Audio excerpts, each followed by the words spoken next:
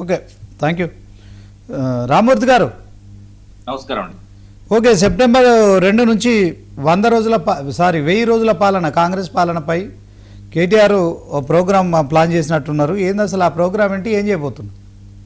దాదాపు కాంగ్రెస్ వచ్చిన తర్వాత ఈ 1000 రోజుల్లో 1000 విధ్వంసం చేసిందన్నది స్పష్టంగా కనబడుతుంది. ఎందుకంటే ఈ మంత్రులు గాని ఎమ్మెల్యేలు గాని పర్సంటేజులు, అదే విధంగా ముఖ్యంగా ఓటీపీ ప్రభుత్వం తెలిసిన తర్వాత, వన్ టైం పాస్వర్డ్ అని తెలిసిన తర్వాత స్వయ ఆదాయం మీద పడ్డారు తప్ప ఏ రోజు కూడా ప్రజా సంక్షేమం గురించి కానీ ప్రజల గురించి కానీ పట్టించుకున్న పరిస్థితులు లేవు. అదేవిధంగా విద్యార్థుల నుంచి 2 లక్షల ఉద్యోగాలు ఇస్తామని విద్యార్థుల నుంచి, అదే విధంగా స్కూటీలు, ఇవన్నీ ఒక్కొక్క కార్యక్రమం ఏ విధంగా విద్యార్థుల నుంచి, యువత నుంచి, అదే విధంగా వృద్ధుల నుంచి, అదే విధంగా మహిళల నుంచి ఏ విధంగా మోసం చేసిన అంశాన్ని కులంకుశంగా మీ జనాలకు తీసుకెళ్లాలనుకుంటున్నాం. అదే విధంగా వీళ్ళు ఇచ్చిన 420 హామీల్లో అసలు ఏమేమి హామీలు అమలైనవి, ఇచ్చిన హామీలలో కూడా ఒకటి ఇబ్బడి ముబ్బడిగా అమలైన ఒక ఫ్రీ బస్సు గురించి కూడా నిజాలు కూడా బయట పెట్టాలని మేము నిర్ణయించుకున్నాం. ఎందుకంటే అటు ఆర్టీసీ కూడా వీళ్ళు డబ్బులు చెల్లించట్లేదు. అది కూడా దాదాపు 7,000 నుంచి 8,000 కోట్ల నష్టాన్ని నెట్టిల్లో. అదే విధంగా ఆర్టీసీ కూడా ఈ రోజు వాస్తవంగా లేవకుండా అయింది. అదే విధంగా కండక్టర్లకు కూడా డబ్బులు తీసుకురండి అని వాళ్ళని కూడా టార్గెట్లు పెట్టి పంపుతున్నారు. వాస్తవంగా ఈ రోజు ఒక వీడియో కూడా చూడడం జరిగింది. ఒక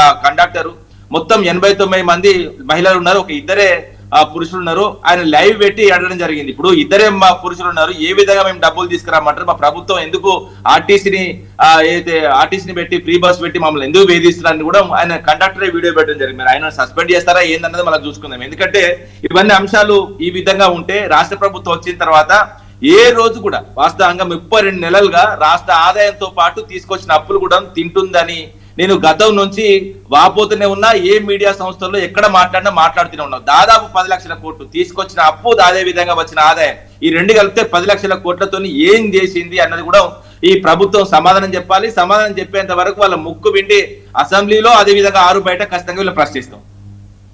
ఓకే, థ్యాంక్ యూ.